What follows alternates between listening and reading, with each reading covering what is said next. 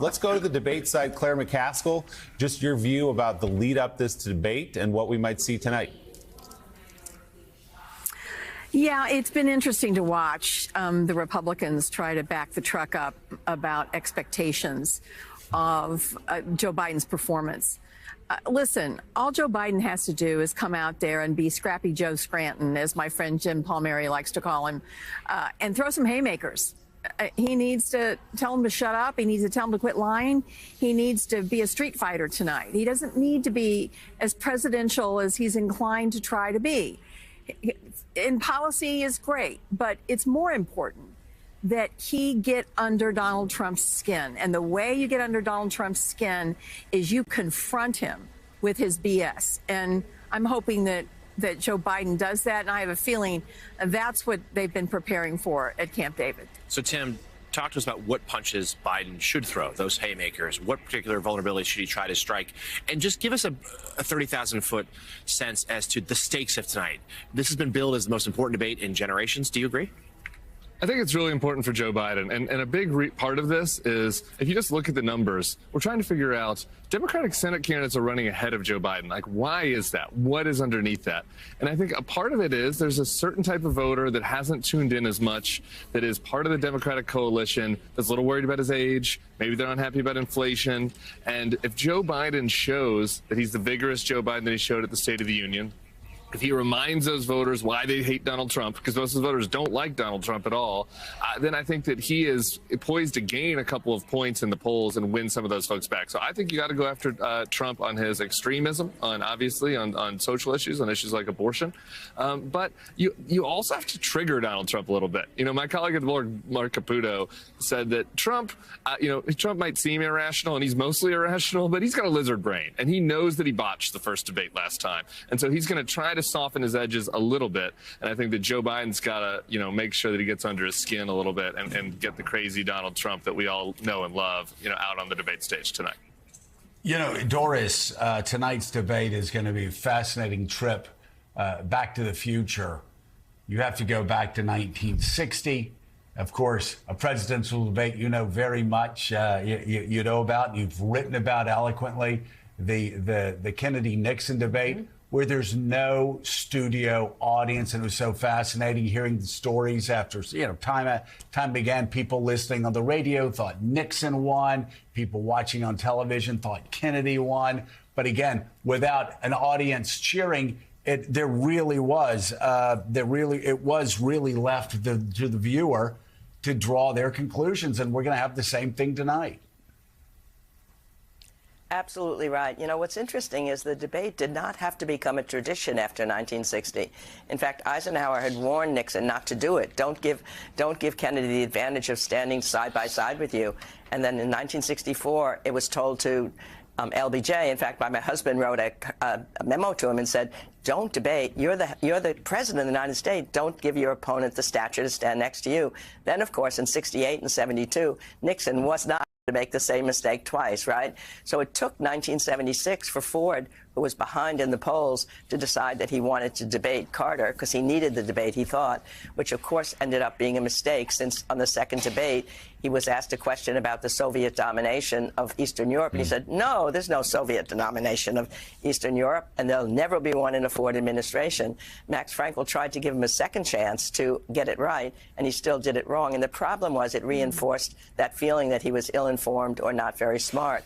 But then after that, the debates continued. As you know, they got audiences, they got people interrupting one another. They lost that sort of centrality of two people talking straight to the camera, as they did in 1960. And tonight we're going to have that more. We've gone back to that so that we can focus on it. What everybody's saying about expectations, all that matters is we've got two guys tonight. They'll be live next to each other, and that's what people are going to want to see. And the people themselves are going to make up their mind as to whether or not they talked to them, whether or not they said the truth, whether or not they were believable, whether or not they cared about their problems. I can't wait. The whole country, I'm sure, is both anxious and excited about what's going to happen tonight.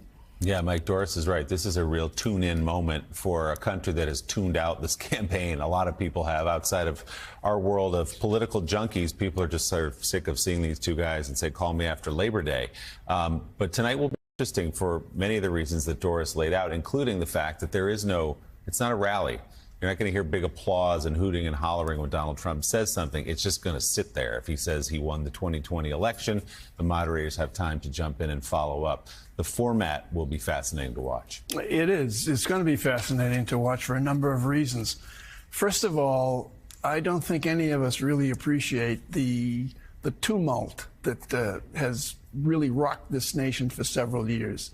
Parts of this country has never really gotten over COVID and the shutdowns after COVID. I mean, they're still living with the consequences of that, especially if you have school children who miss 2 years of school, things like that. So tonight, I think President Biden's principal job, and Claire alluded to it, is to remind an unfocused nation on who the opponent is, to remind a nation of who Donald Trump is and what Donald Trump did and did not do during his presidency. It's going to be interesting to see how he does it. I think he's going to be fairly tough on Trump to try and get him react. And again, to Claire's point, to get him to overreact, perhaps. And shutting off the microphones won't make any difference if Trump really overreacts. You'll hear him. And I think that's what they're banking on. Jonathan, you've been there. You're there today, obviously. What's your sense of the internals in the Biden campaign prep in terms of reminding the country of who Donald Trump was as president? Yeah, that's key to what they want to do. They want to draw a contrast between Biden and Trump, and they also want to lift the sense of Trump amnesia that has settled across a lot of the country here, who just have this gauzy remembrances, oh, the economy was good or something, and instead forget a lot of the day-to-day dramas here and the tumult. So I've been told that Biden will indeed push the idea of the convicted felon. That's a phrase we'll likely hear tonight from him. He's going to, of course, talk about abortion rights. He's going to talk about January 6th. He's going to talk about the 2020 election and try to get Donald Trump to repeat the big lie in front of a national television audience. So Claire, those we've outlined here in the last few minutes the way that Biden is going to go on the attack, but let's talk a little bit about how he's going to have to play some defense too. Donald Trump's team is previewed.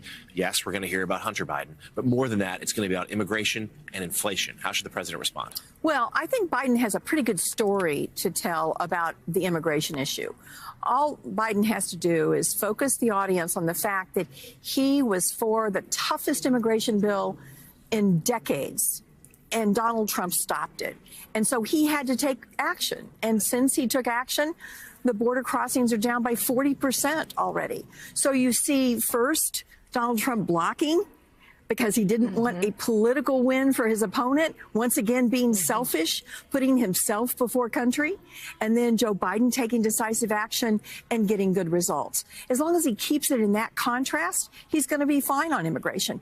The key here is, and I think you see it in some of the pre-debate stuff from the Biden campaign, they want to remind people that Donald Trump is all about himself and Joe Biden is about you. And I think you'll hear that theme over and over again, running through all the contrasts that Biden will try to draw. Yeah, Biden and his surrogates really coalescing all around that idea as one of their central themes between now and November. So, Tim, tell us a little bit more about what else you're looking out for tonight. I think we should expect the president to make a robust defense of democracy at home and abroad. And the foreign policy doesn't usually sway too many voters' minds. You know, Ukraine and the Russian invasion might. Yeah, I don't think it's going to be too hard for starters to get Donald Trump to repeat the big lie. So I think that's a good low bar for the Biden campaign to start with. I think he'll be able to do that pretty easily. And on the foreign policy, yeah, I talked earlier about how, Biden does have to speak to his base, the soft parts of his base. But then the Nikki Haley voter, right, the Ukraine and commitment to democracy at home and abroad, that is going to be the issue for the Bulwark folks, my folks. Can you get to those suburban, college-educated Republicans who don't know what's happening at the Wall Street Journal? I think it's getting a little crazy over there. With their attacks on Joe Biden, and can he contrast with Trump on that and put Trump in this box where Trump is defending Putin, Trump is attacking our allies at NATO, and he's attacking our institutions at home? Yeah, I think that's a good run of issues for Biden. He's got to be careful on foreign policy because the other side of that coin is Trump is going to say, the world's on fire, everything's crazy, everything was calm when I was here. And I think that one of the challenges President Biden is going to have is not being too defensive on those questions, staying on the attack, having crisp answers about what he's been doing, but also attacking Donald Trump, on the ways that he's going to alienate us in the world. Hey there, MSNBC fans. I'm Luke Russert, and be sure to join me, Rachel Maddow, Jen Psaki, Lawrence O'Donnell, Steve Kornacki, Joy Reid, and many more September 7th in Brooklyn, MSNBC Live Democracy 2024. Click on the link for ticket information. We will see you there.